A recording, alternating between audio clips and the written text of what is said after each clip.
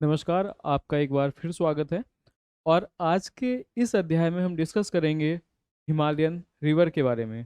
Last जो session रहा था वहाँ पर हम लोगों ने डिस्कस किया था कि हिमालयन रिवर कौन कौन सी हैं और हिमालयन रिवर क्यों कहा जाता है। तो आज एक इम्पोर्टेंट हिमालयन रिवर के बारे में हम डिस्कस करने वाले हैं और वो रिवर है आपकी ब्रह्मपुत्रा।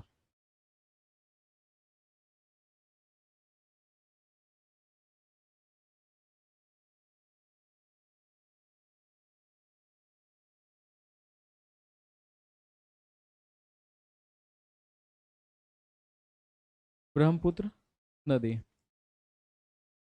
ये जो टॉपिक है आपका ब्रह्मपुत्रा नदी वाला, अक्सर यूपीएससी यहाँ से काफ़ी क्वेश्चन पूछती है। अगर आप प्रीवियस ईयर का ट्रेंड देखेंगे तो हर 2-3 साल के गैप के बाद एक ही क्वेश्चन आपका ब्रह्मपुत्रा रिवर से पूछा है। कभी ब्रह्मपुत्रा रिवर के नेम पूछ लेती है, कभी ब्रह्मपुत्रा रिवर की ट्रिब्यूटरीज के बारे में पूछ लेती है, कभी ब्रह्मपुत्रा रिवर का जो बेसिन है उसके बारे में पूछ लेती है। तो आज इसमें हम हर छोटे छोटे बिंदु पर चर्चा करने वाले हैं, जो पॉइंट आपके यूपीएससी के पॉइंट ऑफ व्यू से ब्रह्मपुत्रा नदी से बनते हैं।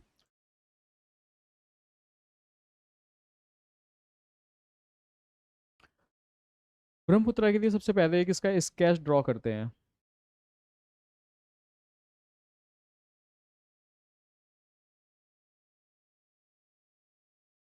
ये देखिए आप, ये आपका इंडिया।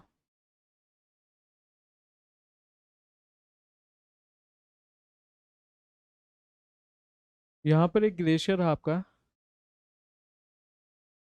तिब्बत में।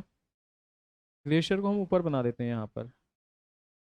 ये ग्लेशियर है आपका ice of peace of ice, जेमा युंगडुंग।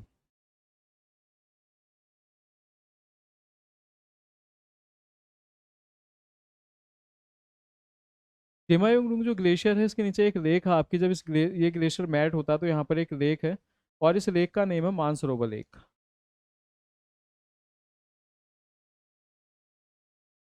ठीक है। अगर हम बात करें यहाँ पर इस ग्लेशियर से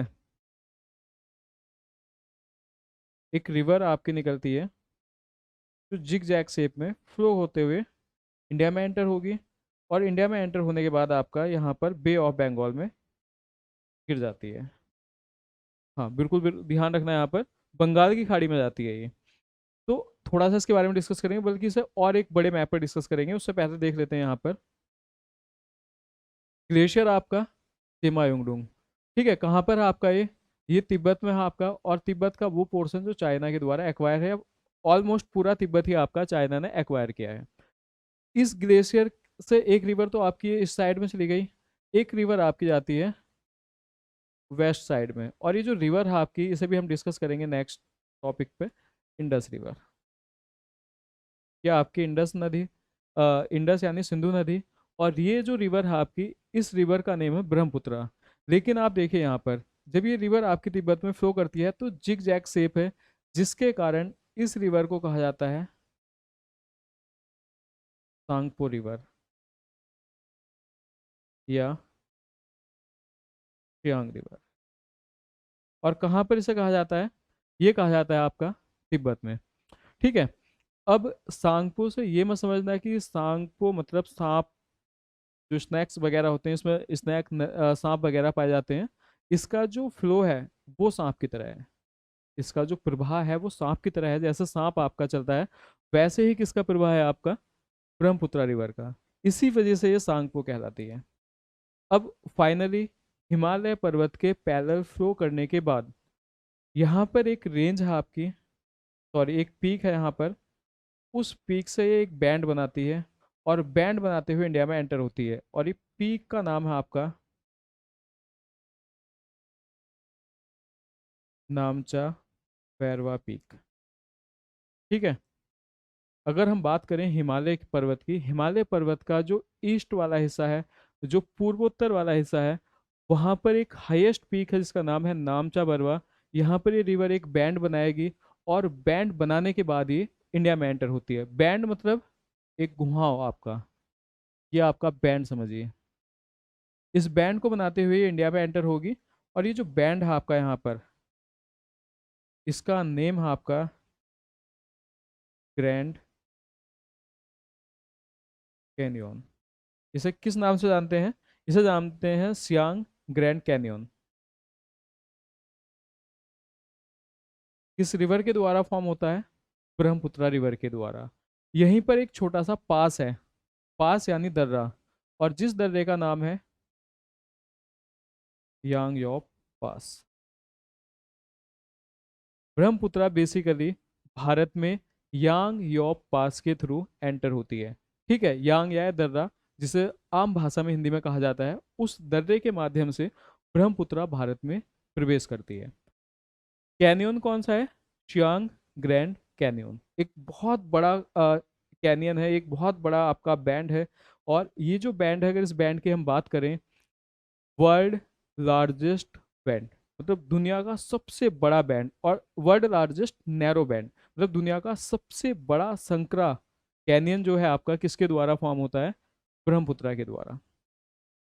अब आप यहाँ पर देखिए, जब ये यहाँ पर एंटर हो जाती है अरुणाचल प्रदेश में, तो अरुणाचल प्रदेश के बाद फाइनली ब्रह्मपुत्रा आपके दो पार्ट्स में बाइफरगेट हो जाती है, दो छोटी छोटी धाराओं में डिवाइड हो जाती है।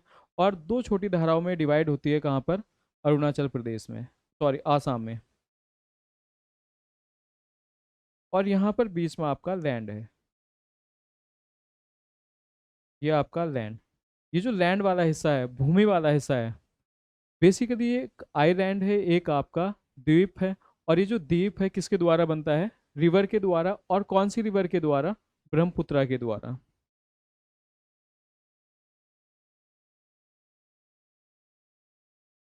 नेम इसका मांजुली आइलैंड। मांजुली आइलैंड की अगर हम बात करें, डिस्ट्रिक्ट ऑफ आसाम, किसका डिस्ट्रिक्ट है ये आपका? आसाम का एक डिस्ट्रिक्ट है। और सबसे खास बात इसकी, first green district of India.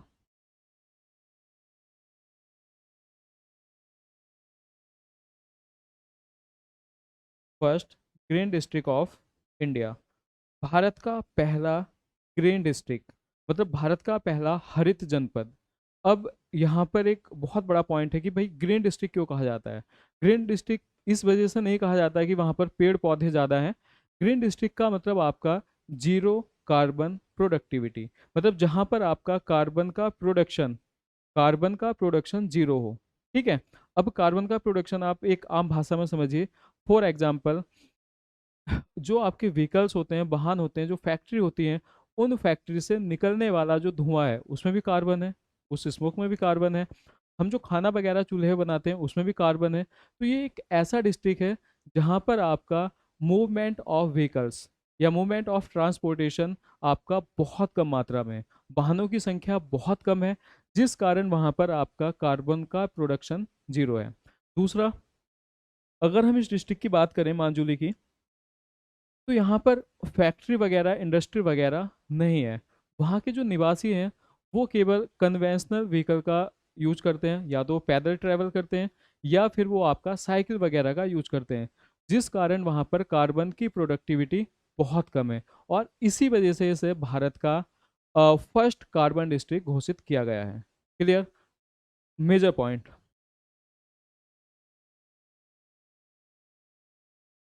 Largest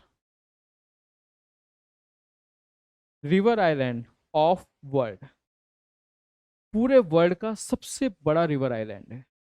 पूरी दुनिया का जो सबसे बड़े, अगर हम आइलैंड के पॉइंट ऑफ व्यू से बात करते हैं, तो पूरी दुनिया का सबसे बड़ा रिवर आइलैंड है, जिसका नाम क्या है? मांजुली रिवर आइलैंड। किस स्टेट में है? आसाम में है। किस रिवर के द्वारा फॉर्म होता है? ब्रह्मपुत्रा के द्वारा। क्लियर है? उसके बाद ब्रह्मपुत्रा रिवर थोड़ा सा मेघालय का पोर्शन है, उसके बाद ये कहाँ आ जाती है? बांग्लादेश। ये देश कौन सा है आपका? बांग्लादेश। और बांग्लादेश में आने के बाद ब्रह्मपुत्रा किसके साथ मीट करती है? गंगा के साथ।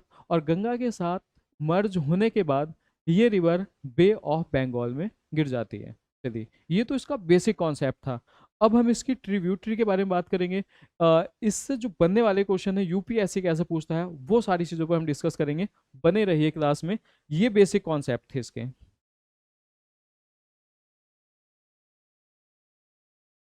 अब इसका एक बेसिक मैप ड्रॉ करते हैं ब्रह्मपुत्रा का।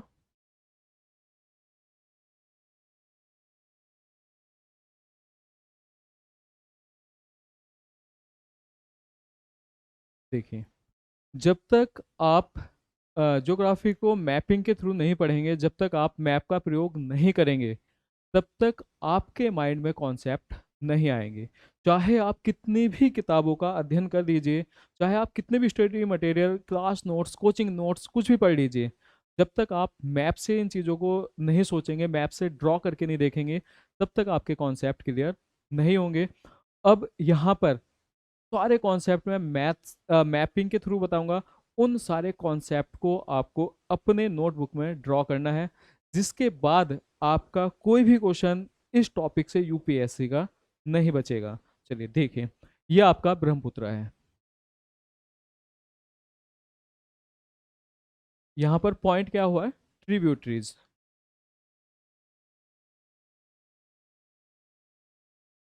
सहायक नदियां हैं इसकी। हिंदी का भी प्रयोग करेंगे हम, सहायक नदियां। यहाँ पर इस रिवर को किस नेम से जानते थे? सांगपो के नेम से। ठीक है। अब सहायक नदी से पहले एक छोटा सा पॉइंट और मैं कवर कर देता हूँ यहाँ पर। बेसिकली इसके नेम को लेकर बहुत ज़्यादा कन्फ्यूजन रहता है नेम को लेकर, कि ब्रह्मपुत्रा के जो नेम है वो अलग अलग रीजन में अलग अलग नेम है। ठीक है, वो नेम वाला कॉन्सेप्ट देख लेते हैं फर्स्ट। सांगपो और सियांग, तिब्बत। जब तिब्बत की बात की जाती है तो वहां पर इसका नेम क्या है? सांगपो है। सियांग कहाँ पर है name? Arunachal Pradesh. when it's enter in Arunachal Pradesh known as Dihang। Third, Brahmaputra कहाँ पर? आसाम में। ये भी ध्यान रखना है, ब्रह्मपुत्रा कहाँ पर जानी जाएगी? आसाम। फोर, जमुना,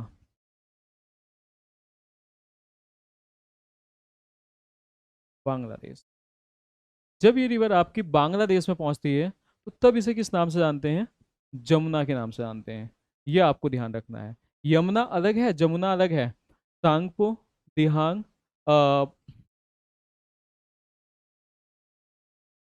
ठीक है, सांगपो, दिहांग, ब्रह्मपुत्रा और आपका जमुना। ठीक है, ये चार नेम हो गए इसके, और ये बेसिकली चारों नेम अलग अलग लोकेशन पर हैं, अलग अलग प्लेसेस पर हैं। ये नाम भी आपको ध्यान रखने हैं। अब आ जाइए आप इसकी ट्रिब्यूटरीज के।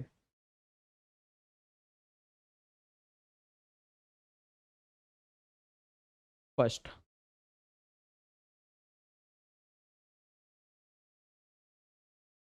लोहित। देखिए, बिल्कुल ऐसे ही बनाना है आपको, जैसा मैं आपको यहाँ पर ड्रॉ करके दिखा रहा हूँ सेम वैसे ही ड्रॉ करना है, फिर गारंटी आप नहीं भूलेंगे इसे। लोहित, दिबांग, एक एक के बारे में डिस्कस करेंगे।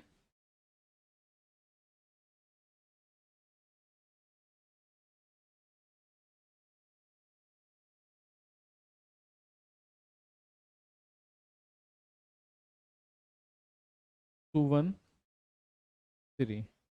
ठीक है,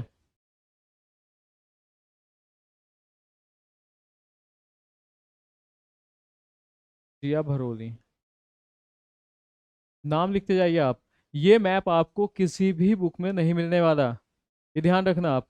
किसी भी पर्टिकुलर बुक में ये मैप आपको नहीं मिलेगा, और ये मैप ही आपके लिए मोस्ट इंपॉर्टेंट है।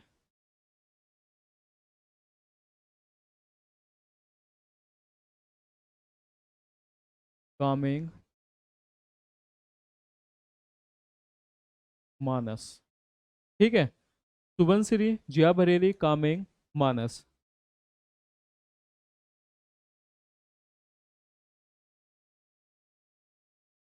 रैडक,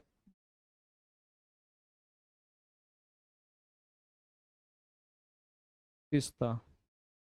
ठीक है, ये सारी रिवर हैं आपकी ब्रह्मपुत्रा की। कौन से हैंड पे होंगी ये? जब ब्रह्मपुत्रा भारत में एंटर होती है तो राइट हैंडेड है ये आपकी लेफ्ट हैंडेड। तो अब यहाँ पर भी आप देखिए,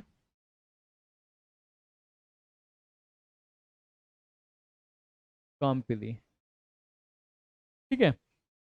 दिहांग, वो सॉरी दिबांग, लोहित, काम्पिली, सुबनसिरी, जिया भरेली, कामेंग, मानस, रैडक, तिस्ता, सारी रिवर, सारे ट्रिब्यूटरी के बारे में यूपीएससी ने बार बार एग्जाम में पूछा है। और यूपीएससी मल्टीपल चॉइस वाले क्वेश्चन में इन्हें रखती है, और वो वहां पर देती है कि कौन सी रिवर आपकी, कुछ रिवर्स के नेम देगी, कौन सी रिवर्स ब्रह्मपुत्रा की ट्रिब्यूटरी है, ब्रह्मपुत्रा की सहायक नदी है। आगे।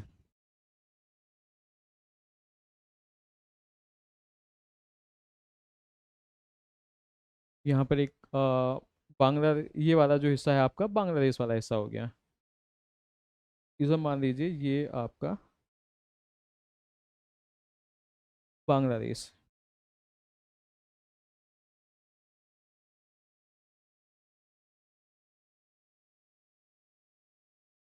ठीक है।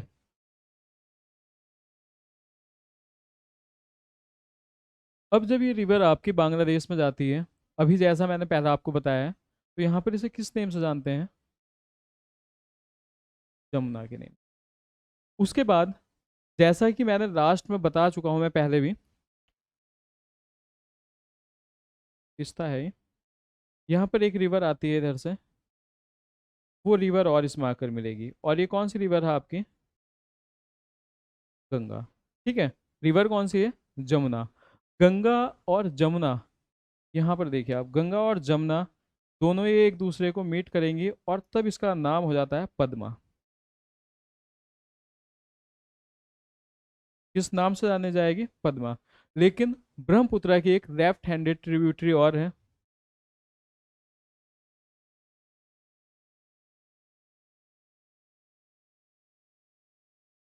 अब ये लेफ्ट हैंडेड ट्रिब्यूटरी कौन सी है, ये देखिए आप।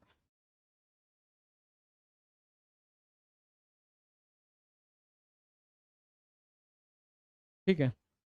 यहाँ पर एक लेक है आपकी, केबुल लाम जाओ लेक। स्टेट आपका मणिपुर। उसके बाद ये आसाम में होते हुए यहाँ से एक रिवर ओरिजिनेट होगी जिसका नेम है बैराक।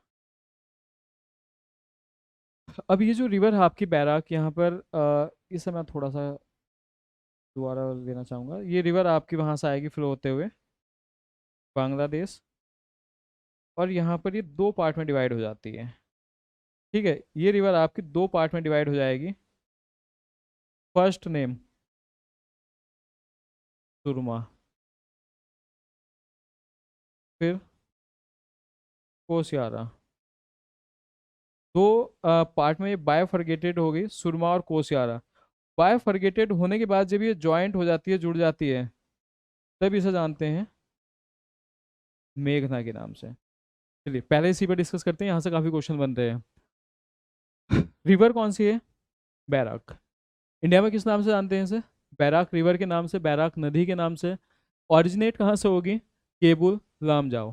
केबुल लामजाओ जो है आपका एक झील है, एक आपका लेक है, और जिस लेक को कहा जाता है फ्लोटिंग लेक। जो किस नाम से जानी जाती है? फ्लोटिंग लेक, तैरती हुई झील। भारत की जो तैरती हुई झील है वो आपकी केबुल लामजाओ है, और ये कहाँ पर है? मणिपुर में है। बेसिकली ये जो झील है आपकी, ये प्रसिद्ध है अपने बायोडाइवर्सिटी के कारण, अपनी जैव विविधता के कारण। यहाँ पर डिफरेंट टाइप की स्पीसीज पाई जाती हैं, जिसमें एक काफ़ी स्पेशल पर्टिकुलर स्पीसीज है बार्किंग डियर।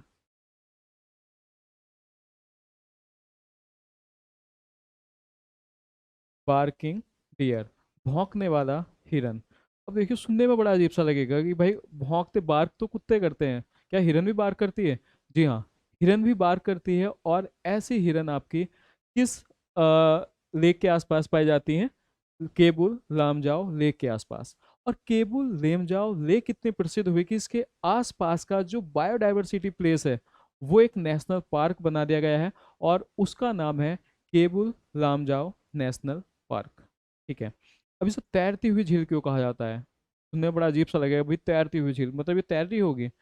देखिए, ये जो झील है आपकी, ब्लू ग्रीन एल्गी जो बेसिकली पानी में उग जाती है, बरसात के समय में जब आपका, अगर हम बात करें पानी जो हमारा गंदा पानी, शहरों का, गांवों का पानी जो है, वो नाली के थ्रू जब किसी बड़े तालाब या झील में जाता है, तो उस पानी में आपका, अगर हम बात करें साल्ट वगैरह की, तो साल्ट वगैरह की मात्रा ज़्यादा हो जाती है, जिसके कारण पानी का एल्कलिनिटी लेवल बढ़ जाता है या उसका बीओडी लेवल बढ़ जाता है।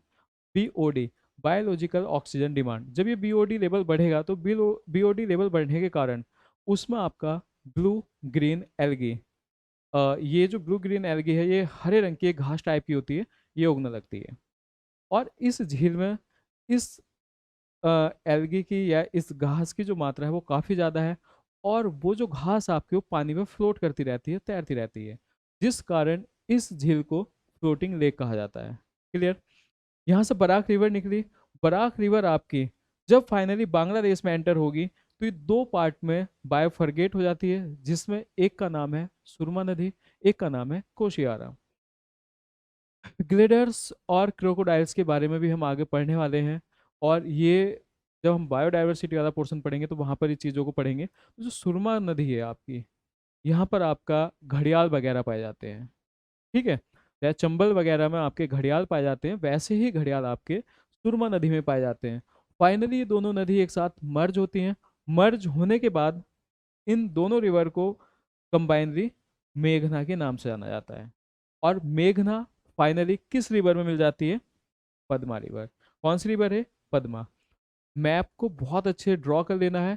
किसी भी पर्टिकुलर बुक में या किसी भी साइट पर आप ये मैप नहीं पाओगे एग्जैक्ट ऐसा।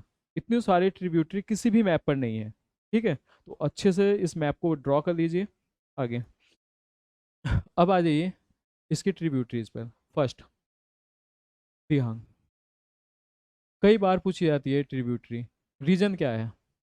जब ब्रह्मपुत्रा रिवर या सांगपो रिवर अरुणाचल प्रदेश में एंटर होती है, तो तब इस रिवर का नेम दिहांग होता है, और इसकी ट्रिब्यूटरी का नेम क्या है? दिबांग। तो ये इसकी ट्रिब्यूटरी है, और जो ये रिवर है आपकी दिहांग, ये खुद ब्रह्मपुत्रा का नेम है। कहाँ पर है नेम? अरुणाचल प्रदेश में। Got it? ये आपको ध्यान रखना है।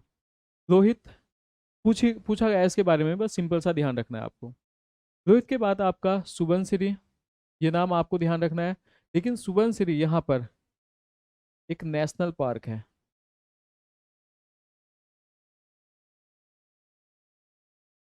सखा सरोवर। ठीक है, सखा सरोवर नेशनल पार्क। यूपीएससी में पूछा हुआ क्वेश्चन है कि जो सखा सरोवर नेशनल पार्क है, ये रिवर तो आपकी पूरी ब्रह्मपुत्र है। कौन सी है रिवर आपकी? ब्रह्मपुत्र।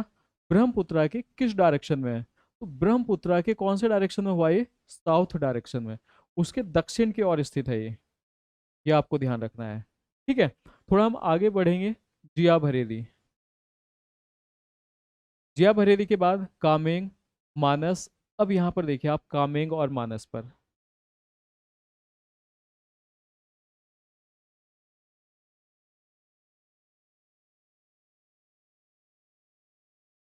ये देखिए एक नेशनल पार्क है, मानस नेशनल पार्क। अगर हम नीचे की साइड में देखते हैं,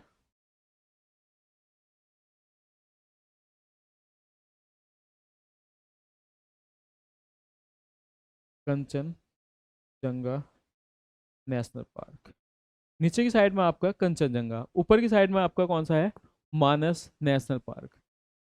यूपीएससी का सबसे फेवरेट पोर्शन, क्वेश्चन बनता है कि ब्रह्मपुत्र रिवर किस किस नेशनल पार्क से गुजरती है? मानस, आप देखिए यहाँ मानस आ गया, और इधर कौन सा है? कंचनजंगा। सेकेंड क्वेश्चन बनता है कि जो ब्रह्मपुत्र रिवर है आपके, ब्रह्मपुत्र रिवर के साउथ या नॉर्थ में कौन सा नेशनल पार्क है? तो साउथ में नेशनल पार्क है आपका कंचनजंगा, और नॉर्थ में कौन सा नेशनल पार्क है आपका? मानस नेशनल पार्क। ये दोनों नेशनल पार्क आपको ध्यान रखने हैं। यहाँ से यूपीएससी बार बार क्वेश्चन अपने रिपीट करती है। चलिए नेक्स्ट, रेडक। एक बार रेडक भी पूछा था यूपीएससी के प्रीलिम्स में, पीटी में इससे क्वेश्चन बना था रेडक से। ठीक है, कि रेडक किसकी ट्रिब्यूटरी है? तिस्ता। तिस्ता से क्वेश्चन पूछा जा चुका है। तिस्ता बेसिकली आप यहाँ पर देखिए, ऊपर तो इंडिया है, यहाँ आपका बांग्लादेश है। तो तीस्ता रिवर को लेकर इंडिया और बांग्लादेश का डिस्प्यूट है जो काफ़ी लंबे समय से चला आ रहा है। ठीक है, यहाँ पर बेसिकली डैम को लेकर है। भारत सरकार यहाँ पर डैम बनाना चाहती है और बांग्लादेश सरकार इस चीज़ का अपोज करती है। बांग्लादेश सरकार कहती है कि जो तीस्ता के पानी पर अधिकार है वो बांग्लादेश का है। और ये डिस्प्यूट एक ना एक दिन उस तरीके का डिस्प्यूट बन जाएगा जैसे इंडस रिवर डिस्प्यूट था आपका। इंडस रिवर को लेकर जो विवाद था आपका, वैसा ही विवाद ये धीरे धीरे पनपता जा रहा है आगे। ये सारी ट्रिब्यूटरीज हो गई। अब आगे थोड़ा सा देखते हैं यहाँ पर अगले स्लाइड पर। देखो ये पूरा मैप बना देना, यहाँ पर आपको समझाया। ये अगली स्लाइड पर इसकी ट्रिब्यूटरी हो गई।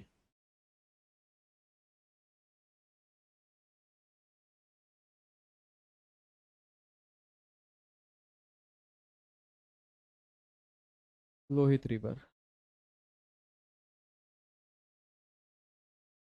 लोहित रिवर क्यों इम्पोर्टेंट है? इस पर एक ब्रिज है आपका,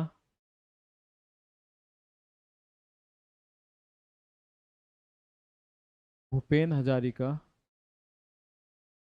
ब्रिज।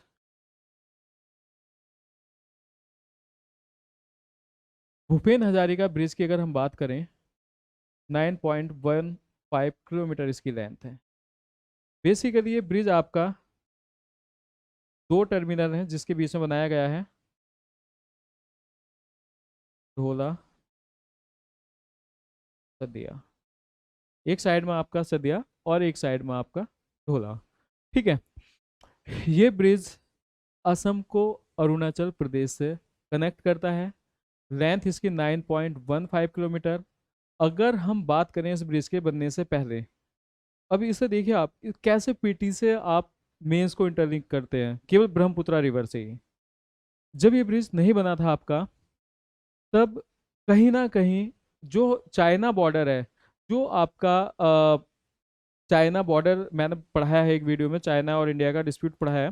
तो जो चाइना का विवाद था या चाइना की जो आर्मी थी जो इंडिया और चाइना बॉर्डर पर डिप्लॉय की गई है, वहाँ पर अगर हम भारत की आर्मी की बात करते हैं तो भारत की आर्मी को वहाँ तक पहुँचने में लगभग आपका 2 से 3 दिन लगते थे। लेकिन इस ब्रिज के बाद जो आपकी इंडियन आर्मी है वो मात्र 12 से 13 घंटे में डिप्लॉय की जा सकती है, या इंडियन आर्मी को 12 से 13 घंटे में री बैकअप मिल सकता है इस ब्रिज के बनने से। चाइना ने इस ब्रिज का काफ़ी विरोध किया कि भारत ऐसा कोई ब्रिज नहीं बनाएगा इंटरनेशनल बाउंड्री के पास, फिर भी भारत सरकार ने इसे बनाया। और कहीं ना कहीं अगर हम सामरिक दृष्टि को ध्यान में रखते हुए देखें तो ये ब्रिज भारत के इकोनॉमिकल इकोनॉमिकल के साथ साथ इंटरनेशनल जो इंटरनेशनल डिफेंस प्रॉस्पेरिटी है भारत की, उस प्रॉस्पेरिटी को भी शो करता है और भारत की शक्ति को और ज़्यादा मजबूती प्रदान करता है। तो ये इसकी खास बात है। 2 पॉइंट हो गए ढोला। सेकेंड कौन सा हो गया? सादिया पॉइंट। लेंथ इसकी 9.15 किलोमीटर। रिवर कौन सी हो गई आपकी? लोहित रिवर। भूपेन हजारिका ये वहाँ के एक रीजनल सिंगर थे। रीजनल सिंगर थे, भारत रत्न से इन्हें सम्मानित किया गया है। वहाँ के एक लोक गायक थे और इनकी प्रसिद्धि को देखते हुए इस ब्रिज का नाम इनके नाम पर रखा गया।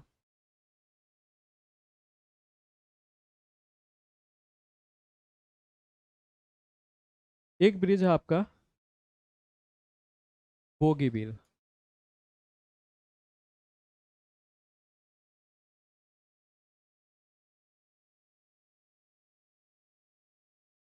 4.85 किलोमीटर।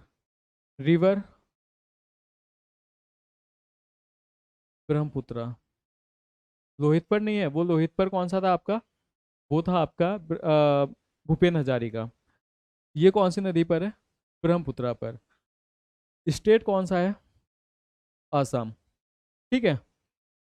देश के एक्स प्राइम मिनिस्टर या former prime minister Atal Bihari Vajpayee ji के सम्मान को देखते हुए या उन्हें सम्मान प्रदान करते हुए वर्तमान सरकार ने इसका नाम क्या रखा है? अटल ब्रिज। इसे अटल ब्रिज के नाम से भी जाना जाता है। लेंथ इसकी कितनी है? 4.85 kilometre. What is the important about it? 0.1, 0.2। ये आपका टर्मिनल फर्स्ट हो गया, ये आपका टर्मिनल सेकेंड। यहाँ पर आपकी रिवर फ्लो कर रही है। अब अगर हम बात करें, ये आपका ड्यूअल वे ब्रिज है। इस टाइप से देखिए आप, ऊपर रोड, नीचे आपका रेल। ठीक है, ऊपर सड़क है आपका और नीचे रेल है, तो इसे हम क्या बोल सकते हैं? Road cum rail bridge. खास बात, इंडियाज लॉन्गेस्ट।